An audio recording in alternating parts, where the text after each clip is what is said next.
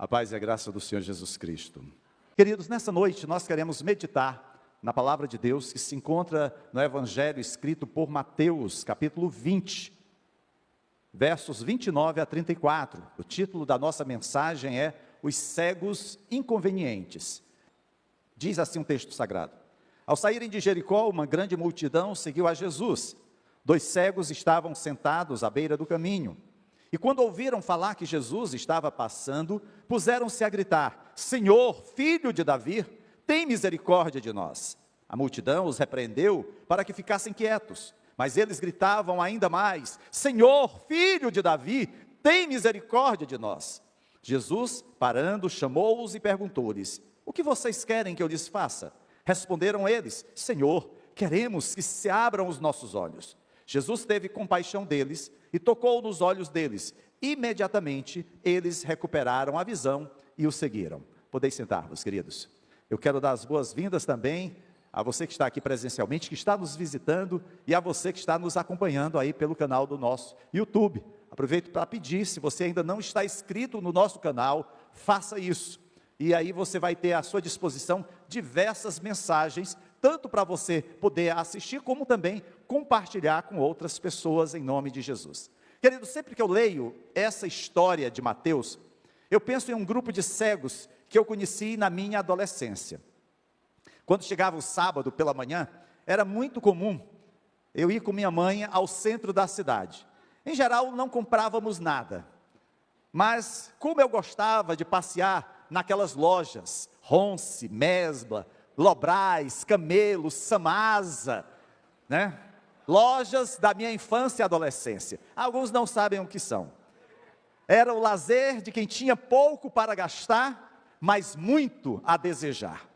E lembro de um grupo de cegos, e sempre que os via na frente das lojas, eram 3. Eles eram guiados por uma outra pessoa que tinha uma boa visão. Os conduzia de loja em loja. Um cego tocava sanfona, outro triângulo e outro zabumba.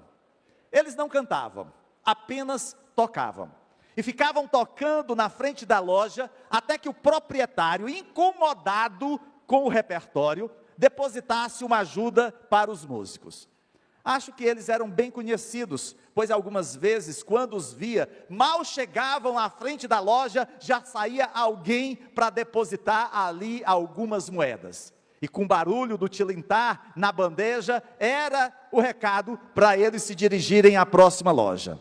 Não vou negar, para um adolescente sem nenhum centavo no bolso, às vezes passando por debaixo da catraca, mas a gente passava por debaixo da catraca para ganhar aquele dinheiro que iria pagar a passagem. Ou até mesmo contava com a boa vontade do trocador e deixava a gente descer por trás. Mas, queridos, como eu desejava aqueles trocados. Porém, eu nem era cego e, claro, eu não tinha intenção de perder a visão por conta de algumas moedas. Graças a Deus por isso. Agora, quando penso naquele grupo de cegos, eu lembro-me de uma palavra boa e antiquada, que raramente ouvimos nos nossos dias: importunidade.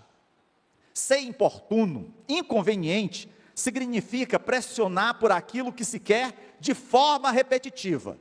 Ser importuno é você continuamente estar repetindo a mesma coisa até alcançar aquilo que você deseja.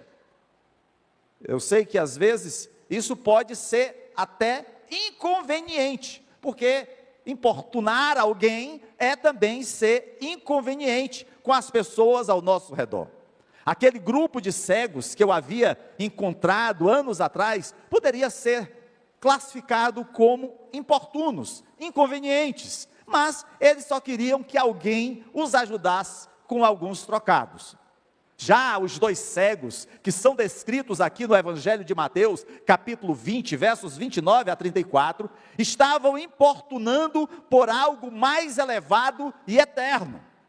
Eles ouviram dizer que Jesus, o filho de Davi, o milagreiro, estava viajando pela estrada, a uma curta distância. E claro, eles não queriam que Jesus parasse ali, simplesmente. Eles queriam algo dele, e estavam tão desesperados para obter isso, que clamavam e imploravam por misericórdia, de uma maneira muito importuna, muito inconveniente, muito insistente. E é claro que as pessoas que estavam ali começaram a se incomodar com aqueles gritos. Porém, a Bíblia diz que a importunidade daqueles dois cegos funcionou. Uma das coisas, amados, que aprendi a apreciar em Jesus, é que ele parece aprovar a importunação daqueles que desejam desesperadamente que certas coisas sejam por ele dadas, e que não desistem até recebê-las. Afinal, foi o próprio Jesus que declarou em Mateus capítulo 7, versos 7 a 8, peçam e lhes será dado, busquem e encontrarão, batam e a porta lhes será aberta, pois todo o que pede, recebe, o que busca, encontra, e aquele que bate, a porta será aberta. Naquele momento, mesmo não conhecendo essas palavras de Jesus, mas aqueles dois cegos colocaram na prática essa verdade. A maneira como Jesus faz essa declaração de Mateus capítulo 7, sugere, queridos, um pedido persistente, uma busca persistente, uma batida persistente. Um pedido, uma busca e uma batida que não cessarão até receber, até encontrar ou até ver a porta finalmente aberta. Além disso, foi Jesus que contou uma parábola que realmente nos convida e nos encoraja a sermos importunos com seu Pai, ensinando-nos que os homens devem sempre orar e não desanimar. Acredito que vocês se lembram da parábola da viúva importuna, inconveniente, que está registrada em Lucas capítulo 18, versos 2 a 8, mas também em Mateus capítulo 15, versos 24 a 25, tem a história da mulher gentia, que insistia em pedir a Jesus que curasse a sua filha. Os discípulos, como vocês também devem lembrar, quando se viram com aquela inconveniência da mulher, logo queria que Jesus curasse, para que ela fosse logo embora, os deixasse em paz. Mas Jesus pareceu ignorar os apelos da mulher. Aquela mulher queria ansiosamente ver a cura da sua filha. Porém, Jesus aparentemente se mostra totalmente indiferente, dizendo que não havia sido enviado a ninguém, exceto os filhos, as ovelhas perdidas de Israel, e que não era certo tirar o pão dos filhos e lançá-los aos cães, aos cachorrinhos. Mesmo assim, aquela mulher não desistiu, continuou perseverante no seu pedido, e ela declara: sim, Senhor, mas até os cachorrinhos comem das migalhas que caem das mesas dos seus senhores. E com isso, Jesus finalmente se voltou àquela mulher e disse: ó mulher, grande é a tua fé, seja feito como desejas. E Jesus curou então a sua filha. Portanto, aqueles dois cegos em nossa história estão inseridos em uma bela tradição bíblica, porque mesmo eles desconhecendo todos esses fatos, mesmo eles desconhecendo a parábola, mesmo eles desconhecendo os milagres, naquele momento, eles se apegaram àquele que estava vindo em sua direção. Eles são exemplos para nós do tipo de importância da fé, que chama a atenção para o nosso Senhor. E isso, queridos, é importante, porque nós vivemos em nossos dias numa sociedade incrédula, descrente, e colocar a fé em ação é crer que o nosso Deus, Ele não mudou, Ele é o mesmo ontem, hoje e o será para todo sempre. Se há alguém que muda, esse alguém é o coração do homem. O Espírito Santo, queridos, inclui a história desses dois cegos nas Escrituras, para que nós nos lembremos que esse tipo de fé, que o nosso maravilhoso Salvador revelou naquele momento do seu encontro, terá um grande efeito sobre a nossa vida, sobre a nossa igreja em pleno século 21. Mas vamos analisar, queridos, esta passagem com atenção. Vamos começar considerando as circunstâncias em que tudo isso estava acontecendo. Jesus estava caminhando pela estrada. Ele vinha da Judeia, além do Jordão, estava indo em direção a Jerusalém. Isso está registrado lá no capítulo 19. Jesus estava no caminho que o levaria à crucificação. O seu sacrifício por você e por mim. Naquele momento, Jesus ele tinha um objetivo: chegar a Jerusalém. É difícil para nós, em nossas mentes frágeis, compreender a magnitude da grande obra que Jesus estava a caminho para realizar por nós. Mesmo que leiamos acerca do sacrifício de Cristo, mesmo que já tenhamos assistido diversos filmes acerca da morte e ressurreição de Jesus, ainda assim, é muito difícil nós entendermos tudo o que está por trás daquele ato. Porque não é apenas a salvação de uma pessoa, não é apenas a salvação de um grupo de pessoas, mas é a salvação de todo aquele que o confessar como Senhor e Salvador. E isso, queridos, teve um impacto não apenas para aquelas pessoas do primeiro século, mas tem impactado a história humana desde então, até chegar a nós, em pleno século 21, aqui no José Walter. Queridos, ele estava a caminho para realizar por nós aquilo que nenhum de nós poderia fazer, que era a nossa salvação. Estávamos condenados ao inferno, estávamos condenados à morte eterna, e Jesus então, ele vem a este mundo com o propósito de seu sacrifício perfeito, o Cordeiro de Deus que tira o pecado do mundo e nos traz a paz. Certamente não poderia haver nada mais solene ou importante do que a missão que Jesus tinha pela frente. E aí, quando nós chegamos no capítulo 21, imediatamente após a passagem desta noite que nós lemos, nós descobrimos que o grande evento que é descrito é a entrada triunfal de Jesus na cidade de Jerusalém. Nós somos informados que Jesus e os seus discípulos estavam saindo de Jericó, e que uma grande multidão o seguia. Em apenas um dia ou dois, o tão esperado rei dos judeus finalmente viria ao seu povo, como as escrituras registram lá em Zacarias 9:9, e também foi registrado em Mateus 21:5, humilde e montado num jumento, um jumentinho, filho de jumenta. Jesus adentra Jerusalém, assentado em um jumento.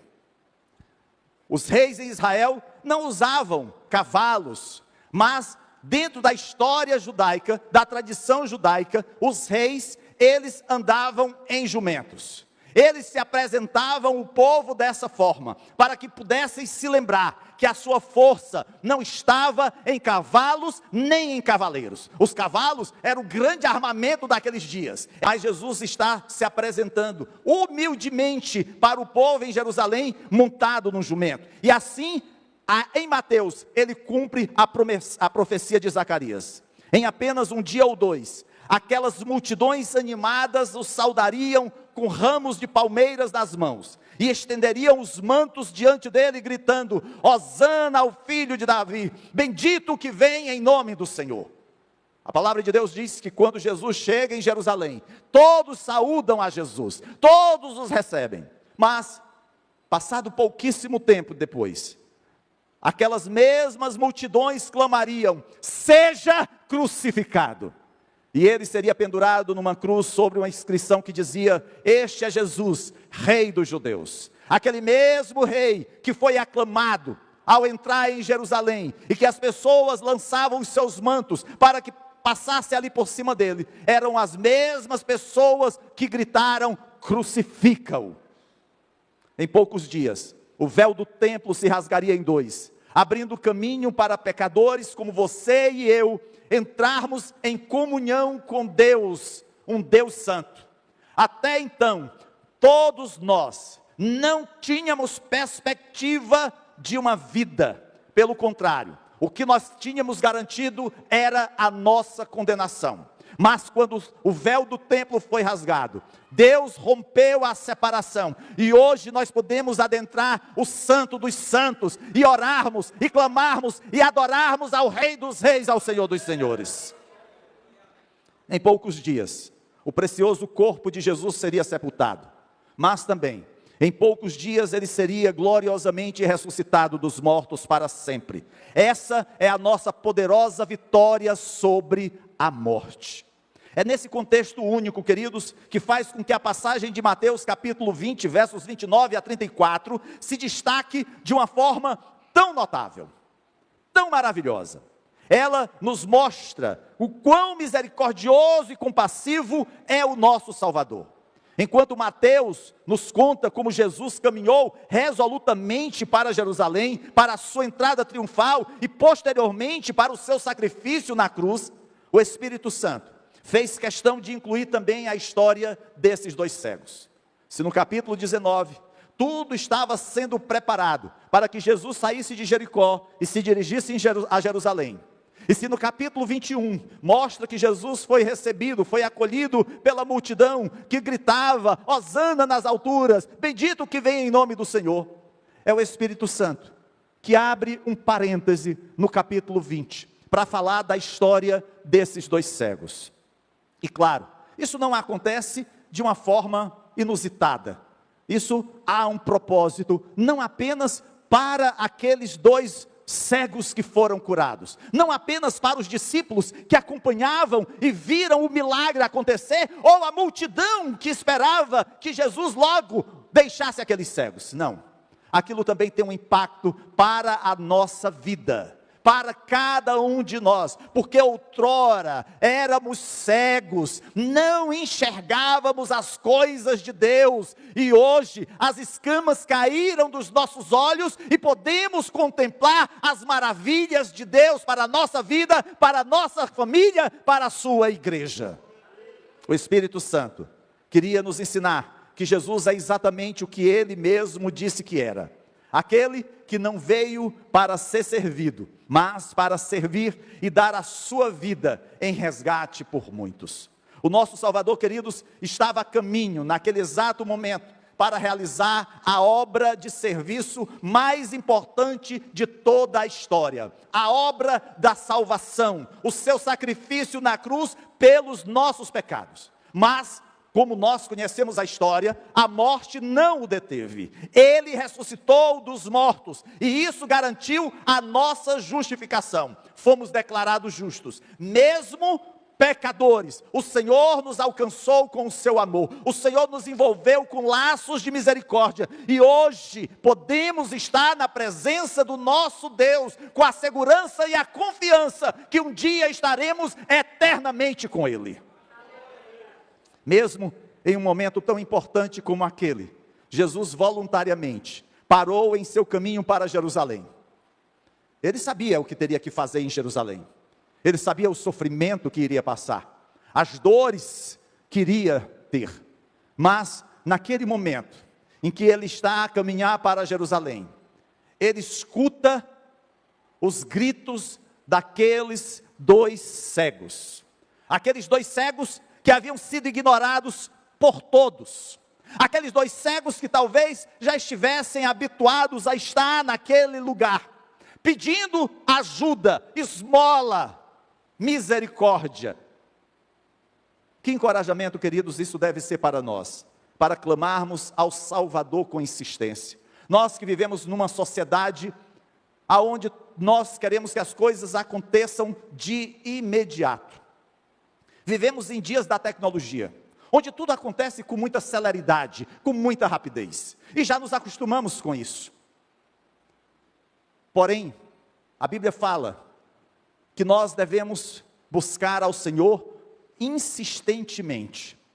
Foi isso que aqueles cegos fizeram, e é isso que eu espero que essa passagem possa nos ensinar. Aqueles dois cegos, queridos, que clamavam com tanta importunação, diz aqui no versículo 30, dois cegos estavam sentados à beira do caminho. E para entender o clamor deles a Jesus, é preciso avaliar a condição em que eles se encontravam. Podemos louvar a Deus porque hoje vivemos em um mundo que protege a dignidade dos cegos. Hoje nós temos livros que são traduzidos, para facilitar a leitura dos cegos, com a língua no braille. Hoje, nós temos condições que são dadas para atendimentos, às vezes até cirurgias, para melhorar a qualidade de vida daqueles que têm problema de visão. Mas nos dias de Jesus não era bem assim. Ao contrário, na maioria das vezes, os cegos eram rejeitados pela sociedade. Muitas vezes a sua cegueira era causada por alguma infecção ou doença, resultando em uma vermelhidão, num inchaço grotesco, em olhos que lacrimejavam constantemente. E as pessoas, por desconhecer aquele tipo de enfermidade, ficavam aterrorizadas, amedrontadas. Não queriam de forma nenhuma tocá-los, até para não se tornarem impuras e assim impedidas de irem ao templo. Geralmente, os cegos eram rejeitados e desprezados, e só conseguiam sobreviver graças à misericórdia ocasional dos outros. Esses dois homens precisavam profundamente da graça de Deus, assim como cada um de nós. Como nós precisamos da graça de Deus na nossa vida, como nós precisamos que o Espírito Santo de Deus esteja agindo em nós e através de nós. E se você me permitir dizer, esse fato os torna um retrato fiel da condição desesperadora que você e eu já nos encontramos, e que milhares de pessoas aí fora se encontram, distantes de Deus, afastados da graça de Deus. Muitos podem seguir as suas vidas pensando que estão bem, mas na realidade não percebem que estão cegos para a verdade. Pastor, eu não tenho problema de vista, nem óculos eu uso, mas queridos, não conseguem enxergar um palmo à sua frente acerca das verdades espirituais. Não percebem que estão cegos para as Escrituras, não percebem que estão cegos para a reconciliação com Deus, porque estão mergulhados nos seus pecados, e o pecado separa o homem de Deus, daquele que os criou. E como consequência, esses cegos espirituais estão condenados e necessitados de que o Senhor abra os seus olhos. Eu era cego e agora posso ver pela graça do meu Deus. Em João capítulo 9, verso 39, Jesus disse: eu vim a este mundo para juízo, a fim de que os que não veem, vejam, e os que veem se tornem cegos. O que Jesus estava dizendo naquele momento parecia algo desconexo, totalmente paradoxal. Porém, o que ele estava revelando é que ele veio para aqueles que não enxergavam, aqueles que não conseguiam ver a verdade de Deus, e ele queria trazê-los a uma visão completa de Deus. Mas haviam aqueles religiosos que diziam enxergar, que diziam conhecer a Deus, mas que estavam tão distantes do Senhor. E Jesus mostra que ele veio para os cegos. Jesus veio para você que está aqui nessa noite, que pode até ter uma boa visão para as coisas que estão ao seu redor, mas que você não consegue enxergar Deus na sua vida. O Senhor Jesus definiu cegueira como a incapacidade de vê-lo como Ele é, e de perceber a sua verdadeira necessidade dEle. Definiu-a como a incapacidade de perceber que precisamos de salvação, e que somente Jesus é o caminho, a verdade e a vida. Talvez você já tenha ouvido por aí muitos ensinamentos de dizendo que todas as religiões levam a Deus. Engano, mentira do diabo. Só há um caminho, só há uma verdade, e só há uma vida em Cristo Jesus, nosso Senhor. E aqui, é claro, que não estou levantando bandeira de igreja, aqui estou proclamando a verdade do Evangelho. E se você tem alguma coisa contra isso, vá reclamar do autor e consumador da nossa fé, que é Jesus. Quando Jesus é apresentado às pessoas, e elas se afastam dele, pensando que não precisam de nada dele, acreditando que talvez outras pessoas possam precisar de Jesus. Quem sabe aquela pessoa que está viciada na bebida, aquela pessoa que é usuária de drogas, aquela pessoa que tem uma vida totalmente voltada para as coisas do pecado, da licenciosidade, alguém que está metido com a imoralidade sexual, mas eu não. eu sou muito certinho, eu não preciso de Jesus.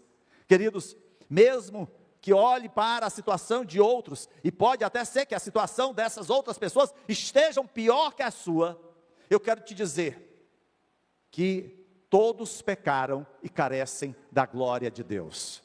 Todos pecaram.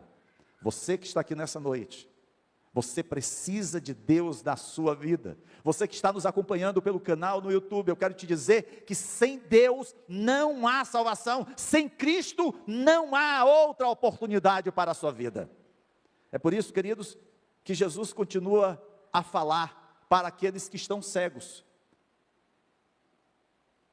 Quando pela graça de Deus, alguém reconhece a sua profunda necessidade de Jesus e vê que Ele é o Salvador e deposita em Jesus a sua confiança, finalmente passa a enxergar. Então, essa pessoa pode declarar: graça maravilhosa que salvou o miserável como eu. Eu estava perdido, mas agora fui encontrado. Eu era cego, mas agora vejo. Eu lembro que quando eu abri lá no Instagram, criei lá não sei nem como é que se dá o nome, se é canal, sei lá, me inscrevi no Instagram, e estava preenchendo lá a ficha de cadastro. Eles pedem para que a gente coloque lá um título, né, alguma coisa que nos identifica, e eu lembro que a primeira coisa que quando eu criei, né, depois eu mudei, alguns anos depois, né, eu mudei, mas foi essa: eu era cego, e agora vejo. Queridos, essa era a nossa realidade. Aqueles dois cegos de Mateus capítulo 20, versos 29 a 34, eles sabiam que era cego. Ninguém precisava dizer para eles: rapaz, vocês são cegos. Não, eles sabiam, eles não enxergavam. Mas, quando ouviram uma multidão passando, quando eles perguntaram o que estava acontecendo, e alguém lhes disse no versículo 30, que Jesus estava passando por ali, algo extraordinário aconteceu. Eu acredito que aqueles dois homens já tinham ouvido falar de Jesus. Jesus era uma pessoa muito popular em toda aquela região. E quando eles ouviram falar que Jesus estaria passando tão próximo a eles, eles então viram que não poderiam permanecer ali sem agir. Acredito que eles tenham até refletido bastante sobre aqueles milagres que eles ouviram, pois eles passaram a dizer: Jesus como Senhor.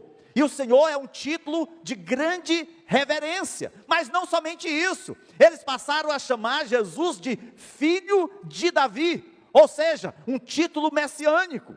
E acreditavam que Jesus tinha o poder de dar vista aos cegos.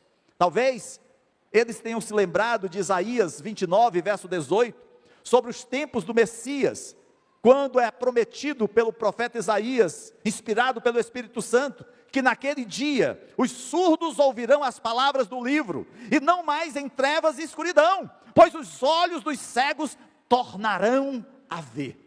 Aquela profecia proferida há centenas de anos antes, se cumpria naquele momento, naquela estrada aonde aqueles cegos se encontravam e por onde Jesus passaria. Assim, quando eles ouvem que Jesus está passando, eles não perdem tempo. Pensaram que talvez não tivessem outra oportunidade como aquela. Queridos, essa noite, talvez seja a oportunidade que Deus está te concedendo, para você mudar de direção na sua vida. Pastor, quem sabe no próximo domingo, já vamos iniciar o mês de setembro. Queridos, quem pode dizer quanto tem pela frente de tempo? Quantos de nós podemos dizer que estaremos aqui nesse mundo amanhã? Alguns, talvez, não mais estejam. Pastor, a Bíblia diz, o apóstolo Paulo: morrer para mim é lucro. Às vezes nós nos apegamos, é bem verdade, a tudo isso. Eu estava ouvindo o testemunho de uma pessoa e ela dizendo assim: eu quero ver os meus netos, né? Eu até brinquei, eu também, né? Glória a Deus por isso. Mas queridos, quem de nós pode dizer o que vai ter à frente? É por isso que essa decisão é tão oportuna, diante da importunidade que talvez você possa ter de pedir a Jesus constantemente a tua salvação. Queridos, Jesus não passaria por ali novamente. E assim, ali mesmo, onde estavam sentados, clamaram com insistência: Senhor, Filho de Davi, tem misericórdia de nós. Eu já tive a oportunidade de ver muitas pessoas vindo a Jesus aos prantos depois de uma pregação e de um apelo. Eu já vi muitas pessoas correndo em direção a Jesus. Elas não vinham andando, elas vinham correndo. Como que querendo dizer: eu não posso perder essa oportunidade. Ela é única na minha vida. Você consegue imaginar o constrangimento que aqueles dois cegos sentiram? Eles não sabiam que Jesus, o rei dos judeus, estava passando por ali. Eles apenas ouviam a multidão, o alvoroço, a gritaria, o barulho, mas eles não conseguiam enxergar nada. Eles não sabiam que as multidões estavam seguindo Jesus, não sabiam que o Messias estava a caminho de Jerusalém. Eles não sabiam que Jesus tinha o direito de governar como rei. Não sabiam que as multidões logo celebrariam e gritariam com ramos de palmeira e cantariam hosanas ao filho de Davi. Eles não sabiam nada disso. Porém, eles quebraram o decoro religioso. Aqueles dois cegos, escória da sociedade, aqueles dois cegos que não tinham nenhuma perspectiva de melhoria nas suas vidas, eles simplesmente começaram a gritar. Queridos, nada pode impedir que as pessoas implorem ao Salvador por misericórdia. Quantas vezes, diante de uma necessidade, diante de um problema, diante de uma luta, você já não recorreu a Deus, ao Senhor, apesar das circunstâncias que você estava vivendo? É hora de clamar com insistência: tem misericórdia de mim, Senhor, Filho de Davi. Quando você percebe que um pecador perdido, com a ira justa e reta de Deus pairando sobre a sua cabeça por conta dos seus pecados, quando você então descobre que Deus misericordiamente providenciou a vida do seu filho para morrer no seu lugar, queridos, isso é motivo de muita gratidão, porque esse era o nosso retrato. Nós estávamos mortos nos nossos delitos e pecados, nós tínhamos a condenação de Deus, a ira de Deus estava sobre nós, mas não era uma ira qualquer, era uma ira justa. Estávamos tendo a consequência do nosso pecado, e naquele momento, o Senhor Jesus, Ele se entrega por você e por mim. É esse sentimento que aqueles dois cegos passaram a ter, e é por isso que eles começam a dizer: ó Senhor, tem misericórdia de mim, salva-me. Afinal, um homem que está se afogando não se preocupa em fazer a forma certa. Eu vou esperar que o bombeiro chegue. Eu vou esperar que me lancem lá a boia. Não, ele vai gritar, ele vai pedir socorro, ele quer que alguém o tire dali. Quantas vidas, queridos, desesperadas, já não gritaram por socorro, às vezes no seu trabalho, na sua família? Que tipo de socorro você tem dado? Tem negligenciado, tem fechado os olhos, simplesmente virado e dito: não, isso é tarefa para o pastor, isso é responsabilidade para aqueles que leem a Bíblia, eu sou apenas alguém que estou frequentando a igreja. É responsabilidade para você e para mim, diante daquele que está morrendo, diante daquele que está perecendo, quer seja na sua escola, quer seja no seu trabalho, quer seja junto à sua família, você tem uma grande responsabilidade de apresentar aquele socorro que pode salvar a vida dessa pessoa, e esse é Jesus. Queridos, aqueles dois homens, no versículo 31, continuaram clamando: Senhor, Filho de Davi, tem misericórdia de nós. Se eles simplesmente obedecessem o que talvez algumas pessoas da multidão dissessem: calem-se, Jesus está passando, Ele tem uma missão pela frente, Ele está indo para Jerusalém, Ele não pode perder tempo. Mas todo o tempo Jesus pôde dar àqueles dois cegos Todo o tempo o Senhor Jesus pode dar a sua vida, e Ele tem dado todo o tempo para que você possa encontrar o caminho da verdade. Mas, além das circunstâncias, do contexto em que tudo aconteceu, além dos cegos que estavam ali e da multidão que o acompanhava, que acompanhava Jesus, nós temos a pessoa do Salvador. Observe o que Jesus fez. Primeiro, Mateus diz no versículo 32, Jesus parando. Pense só nisso. Jesus, o filho de Davi, estava a caminho de Jerusalém. Ele sabia o que estaria por acontecer. Ali, ele iria se oferecer como sacrifício perfeito ao Pai. Mas naquele momento em que ele está caminhando, o que poderia ser mais importante para ele? Cumprir o seu propósito? Ou simplesmente parar? Ele escuta os gritos e súplicas de dois cegos importunos. E ele parou. E isso me permite dizer, queridos, que foi uma realização notável. Esses dois cegos realmente pararam o Filho de Deus em seu caminho e o fizeram parar para ouvir os seus clamores. O mesmo Jesus que parou na estrada que ia para Jerusalém, é o mesmo Jesus que está aqui nessa noite e que está a ouvir as tuas súplicas. É esse Jesus que nós servimos. Naquele momento, Jesus, ele parou para ouvir dois cegos, ele o faz de forma graciosa, ele faz isso de forma amorosa, ele faz isso de forma individual. E eu quero te dizer também nessa noite que Deus te conhece pelo teu nome. A Bíblia diz que ainda a substância informe no ventre de nossas mães, o Senhor já conhecia todos os nossos dias. Não há nada encoberto para o nosso Deus. Pastor, mas aquele pecado, aquela coisa que me afastou do Senhor, eu quero te dizer que Ele conhece todas as coisas, e o desejo dEle é que você se arrependa, que você se reconcilie com Deus, e assim, tudo isso seja lançado no mar do esquecimento, e você possa ter uma nova história com o Senhor. Lá em Mateus nos diz, que além dele ter parado, Ele os chamou. Pense nisso, com todas as pessoas ao redor dos cegos, ordenando que eles se calassem, com toda aquela multidão e aglomeração ao redor de Jesus, Jesus não apenas para, mas Ele chama aqueles cegos. Ele não chamou os líderes religiosos, Ele não chamou os discípulos, Ele não chamou talvez aquelas pessoas abastadas, que estavam também seguindo até Jerusalém, não, Ele se dirige àqueles dois cegos. Jesus, é claro, sabia o que eles queriam, mas Ele pergunta, o que vocês querem? Eu fico imaginando, amados, a situação daqueles dois cegos. Oxe, será que Ele não sabe que nós somos cegos?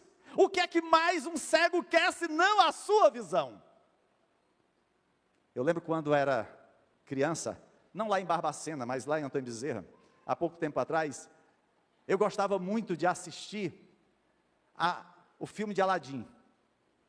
Menino pobre, queria escapar da pobreza de algum jeito, e me ligava na lâmpada. Eu vivia procurando uma bendita de uma lâmpada que tivesse o gênio dentro, para atender os meus pedidos. Nunca encontrei, mas eu encontrei um Deus poderoso, um Deus misericordioso, a quem eu é que busco atender os seus pedidos, e os seus pedidos são os melhores para a nossa vida. Queridos, aqueles dois cegos naquele momento, pediram a Jesus aquilo que mais havia de desejo nos seus corações, que era a sua cura. Ele diz, Senhor, queremos que se abram os nossos olhos. Quando você, querido, é um pecador perdido e sem esperança, não vá até Jesus e diga, ó Senhor, abençoa-me com qualquer coisa que tu quiseres. Não, amados, seja específico, Senhor, estou perdido, salva a minha alma. Em 22 de janeiro de 1983, eu ouvi um apelo depois de uma pregação, e alguém perguntou se dentre aqueles que ali estavam, tinha alguém que queria confessar a Jesus como Senhor e Salvador da sua vida. E imediatamente, eu levantei a minha mão e disse, eu quero Jesus na minha vida. E como essa decisão fez diferença em toda a minha história. na faculdade, no trabalho, com os meus parentes, com a minha família. Queridos, quando Jesus muda, Ele nos muda completamente em todas as áreas. Não é uma coisa que se limita a apenas uma situação. Não é uma coisa que se limita apenas a uma circunstância. O Senhor, Ele atua por completo na nossa vida. Talvez você possa até querer deixá-lo à parte de alguma área, mas o desejo do Senhor é agir na sua vida completamente. Em terceiro lugar, Mateus nos diz que Jesus ficou profundamente comovido com o pedido deles. Somos informados no versículo 34, Jesus teve compaixão deles. E eu quero dizer para você nessa noite, você que está aqui, que Jesus muito te ama.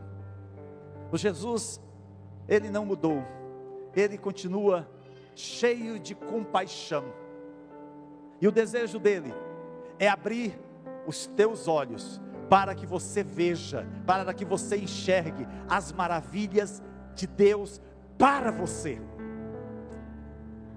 O propósito não é simplesmente que as escamas caiam dos seus olhos, mas é que você tenha olhos de águia, que você possa perceber o grande amor de Deus para a sua vida. As pessoas podem se irritar com as nossas súplicas pela misericórdia do Salvador. Alguns não entendem por que nós pregamos e insistimos tanto para que outros tomem essa decisão. Queridos, a resposta é bem simples. Quando você é um doente terminal, um doente que não tem perspectiva de muito mais tempo de vida, e você encontra o remédio que te traz saúde, que cura essa doença terminal, você muito se alegra. E quando você vê outras pessoas enfermas, morrendo, o seu desejo também é compartilhar esse remédio, essa cura.